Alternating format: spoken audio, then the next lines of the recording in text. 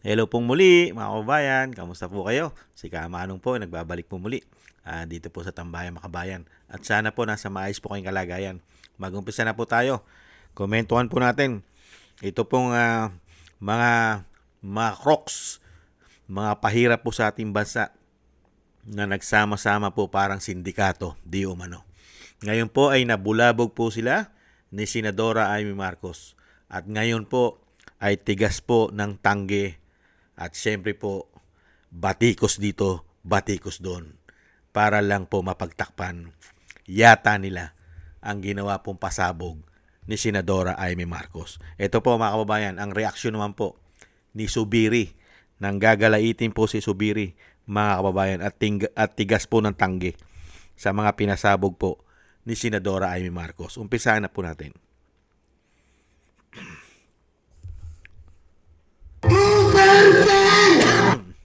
I'm not Maca Marcos. Ano yan? Duwag 11? Ano ba yan? Bulaga 11? Inday badiday na ba tayo dito sa Senado? Hindi naman ako sang-ayon sa people's charter change. I was the first one in this institution who fought that kind of move with the PI, and all of us together, kaming lahat, for the first time in the history of the Senate, 24 senators tumayo dyan at pinasapu natin yung Contra People's Initiative, na fake People's Initiative, na talagang kinall out natin yung lahat ng grupo ng tumutulak nun, from the Speaker and even Malacanang, kinalaban natin. Kaya wala kami kinalaman dyan. Bakit sinama kami dyan sa propaganda na yan? Na dahil kami, ano yun, Duwag 11? Ano ba yan? Bulaga 11? At grade 13? That should not be shown here. Because what will stop us now, Madam President, for that lady senator, that we come up also with a propaganda video here, papalabas din namin, yung mga sala nila. Oo, kung ano-ano, hindi naman kami ganyan. No? To gain traction, to gain views and publicity, will destroy our fellow colleagues here? Walang ganyanan. Hindi ako nagagalit, kilala niyo ako. Ako pinaka-amiable dito, mahal ko kayo lahat. Pero hindi tama yung pangyayaring iyon. Hindi ba? Kung galit po kayo, pagsalita po siya dyan, magalit siya sa gobyerno niya, magalit siya sa kapatid niya, burahin niya kapatid niya. Pero wag naman niya idamay yung mga tao na walang kinalaman dyan. Katulad yan, never ako kinausap ni Senate President Soto. Never ako kinausap ng mga kasamahan ko dito about charter change. Kasi alam din nila, tutol ako. Tinanong ko din sila, wala silang kausap, wala silang kinalaman, wala silang alam sa charter change. This whole group is just nodding, shaking their heads. There is no such thing. Inday badiday na ba tayo dito sa Senado? Kaya nga sinasabi, we're a circus. I apologize to those who are watching.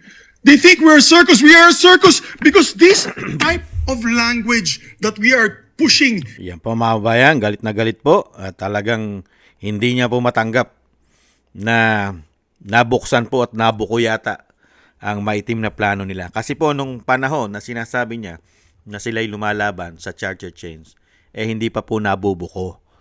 Hindi pa po nabubuko ang malawakang korupsyon sa buwatan sindikato. Di umano. Ngayon po bukong-buko na. Ano po mangyayari? Kailangan ng proteksyon. Hindi po ba? Dahil nakakabukuhan na sa korupsyon. Hindi kaya, Senator Zubiri? At ito pa po mga kababayan. Tingnan nyo po ito.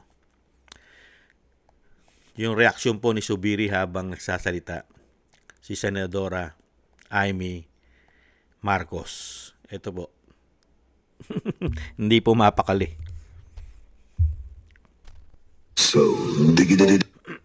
Pinakamababang halaga ng piso sa España, mataas na bilihin at gasolina, kawalan ng trabaho, halos wala ng makain, nagpapakamatay ng mga magsasaka, ang inuna ay politika, impeachment at kung ano-anong propaganda para mabalik ang kontrol sa Senado ng mga nangako na may sa katuparan ang pagpapahaba ng panahon. Pinakamababang halaga ng piso sa España, mataas na bilihin at gasolina, kawalan ng trabaho, halos wala ng makain, nagpapakamatay ng mga Yan po mga tambay, hindi po mapakali at talagang busit na busit po si Zubiri. Mga kababayan, yang pinasabog po ni Senadora Amy Marcos. Hindi lang naman po si Senadora Amy Marcos po ang unang nagpahayag niyan eh. Hindi po ba mayroon pong isang political strategist kung natatandaan po ninyo? Hindi po ba si Lito Banayo? At yan po ay binalita na rin po sa Bilyonaryo News. Yan pong pasabog ni Lito Banayo, isang political analyst mga kababayan. Ito po, pakinggan po natin ang pahayag po dyan. Hindi lang naman po si Senadora Amy Marcos na nagpaputok niyan eh. Yung plano po nila na pahabain ang mga termino nila at pabagsakin ng Vice President. Hindi po ba? Pakinggan po natin si Lito Banayo. Ibalik tanaw po natin ang isa pong political strategist. Ito po siya.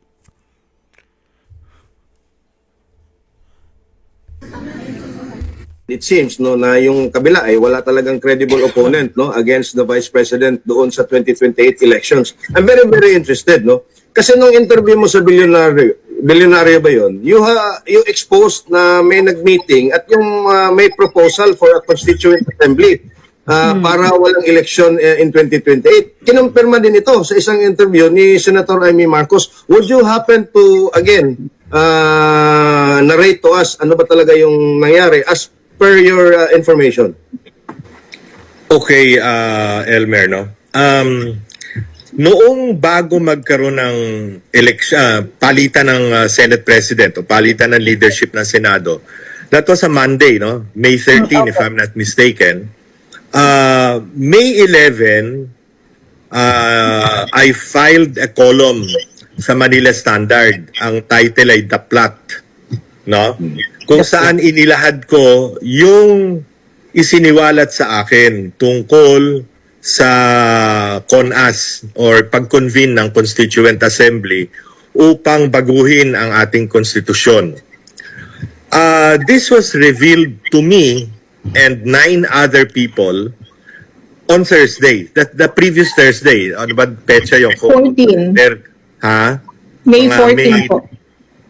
Hindi. The previous week. May 10, May 9. 7. Ha? 7 po. The previous Thursday, oo. Noon, ano. At out of the blue yun eh.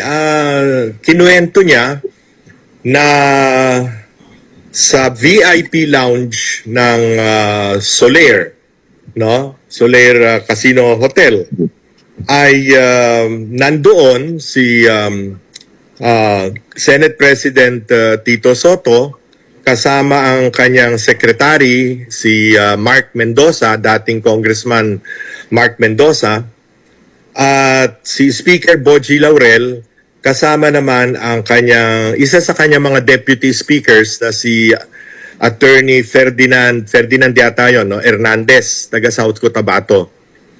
At ang tinatalakay o ang pinag-uusapan ay yung pag-convene nga ng Kongreso into a Constituent Assembly to amend or revise the Constitution. Ang binanggit sa amin ay magkakaroon daw or ang isa daw sa mga panukala ay magkaroon ng term extension para sa kasalukuyang re-electionist na mga senador, 12 yan, at sa lahat ng mga congressmen. Term extension kasi gagawin nilang regional ang eleksyon ng Senado. Right now, we elect our senators nationwide. Gagawin daw regional at the ratio of either 2 per region, which means 2 times 18, 36, or 3 per region, which means 54 members of the Senate. So, to transition into that, i-extend na lamang yung term nitong 12 senador na either graduating or kailangan ng mai-re-elect sa 2028, no? Yun ang sinabi, no? Sa amin, no? Yan po mga kabayan, mahaba pa po yan. Hindi lang po si Senadora Amy Marcos ang nagpasabog po niyang pumutok na issue na yan para po pahabain ang kanilang mga termino, lalong-lalo po yung matatapos na po. Hindi po ba sa 2028? At syempre po mga kababayan, pararamihin pa nila ang senador.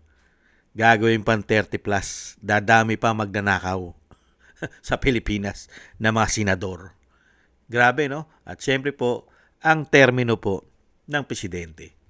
Palalawigin pa. Pumutok. At ang pinakamasakit, napalitan po ang liderato ng Senate. Yung paipag-usap po ngayon ni Soto, sumablay doon sa mga pinagpaplanuhan nila. Sablay na. Dahil na iba na liderato eh. Hindi po ba? At syempre po, magugustuhan po yan ng mga buhaya. Lalong-lalo po, mga kababayan, ay mapagtakpan po ang ginawa nilang korupsyon. Hindi ba Subiri? Dahil po si Subiri, Senator Subiri, ay isa rin pong naging Senate President po yan. Mga kababayan, hindi po ba? Naging Senate President din po yan ni Bongbong Marcos. Bago po si Chis Escudero, hindi po ba? Si Subiri muna, si Mick Subiri. Hindi po ba? At syempre po mga kababayan, ang iniiwasan po nila dyan, real talk, yung korupsyon, mabuksan. Mabuksan po ang korupsyon. Kasi po, sa tingin nyo, si Subiri, walang itinatago, nang gagalaitin. Saka kung talagang walang tinatago tong si Subiri, independent. Di po ba independent sila ni JB Ercito? Tapos ngayon naging minority. Sumama sa minority. Nakapagtataka. Mga independent. Sa bagay, magtataka pa po tayo dyan. Yung sinasabi pong oposisyon Yung oposisyon daw po at galit sa korupsyon. Kasama na nila Sino po? Si Risa Hontiveros. Hindi po ba? At yung dilaw, yung mga dilaw, kasama na rin nila. Na napakahabang panahon na tinutuligsa at binabatikos ang Marcos. Ng dilaw, pink at liberal. Magkakasama na po ngayon. Hindi po ba? Kaya dito po, huwag kang mag-alala. Senator Subiri, lalabas din po katotohanan. Hindi po ba, Senator Subiri? Lalabas naman po ang katotohanan kung talagang wala kayong tinatago. Hindi po ba? Kung wala kayong tinatago, walang sisingaw na baho. Madali naman yan Pwede nyo paimbestigahan. Nandyan si Lito Banayo. Si Lito Banayo, meron po siyang alam. Pwede nyo ipatawag. At yung mga nagsabi sa kanya, pwede nyo imbestigahan sa Senado. Hindi po ba? Lalabas po yan. At yung mga nalalaman ni Senadora Amy Marcos, pwede nyo rin imbestigahan. Hindi po ba?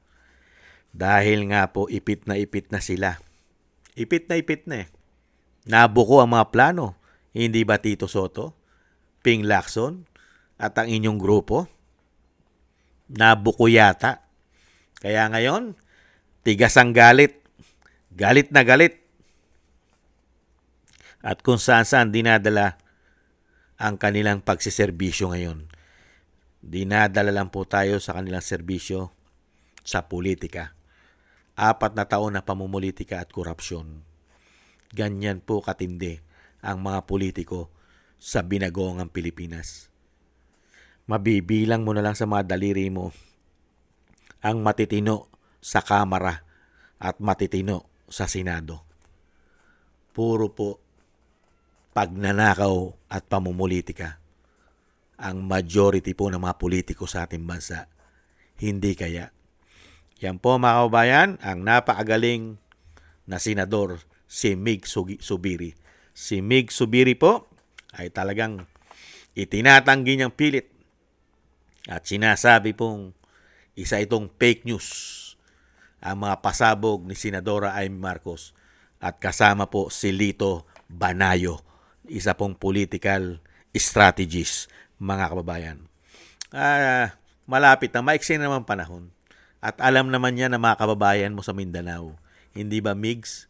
Kilalang kilala ka sa Mindanao. Hindi ba? kilalang kilala ka sa buong Pilipinas. At siyempre, ang sinasamahan mo, ang dinidikitan mo, yung napakaraming issue ng korupsyon kasama sa male-maleta. Kaya nga ang tanong namin, kasama ka ba sa male-maleta? Lalong-lalo sa budgeting? Hindi ba? Nawala na nga lang si Senadora, dating Senadora Grace po eh. Hindi po ba? Grace po. Mukhang tahimik po tayo. Excuse me po. Maraming salamat po mga kabayan at thank you po sa nagusto po na ating Tambay Makabayan sa YouTube at TikTok at ganoon din po sa ating mga subscribers at patuloy po yung nagsusubscribe at sa mga nagko-comment, like, share, and subscribe, mabuhay po kayo. Shoutout po sa inyo lahat. At thank you rin po sa nagbibigay po ng tulong at biyaya.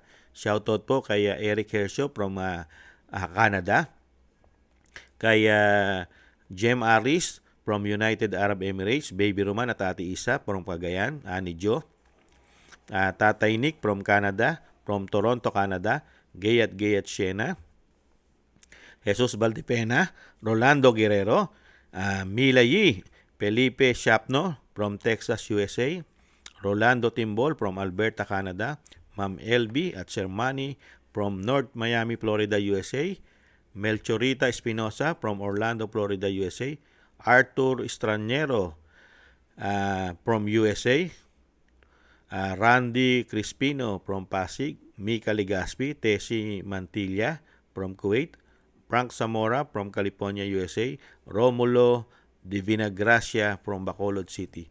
Thank you po sa inyo mga kabayan. Shoutout po sa inyo lahat. Ingat-ingat po kayo sa inyo pumapagawa. At God bless po sa inyo lahat. Taste lang po tayo mga kabayan. Bye-bye!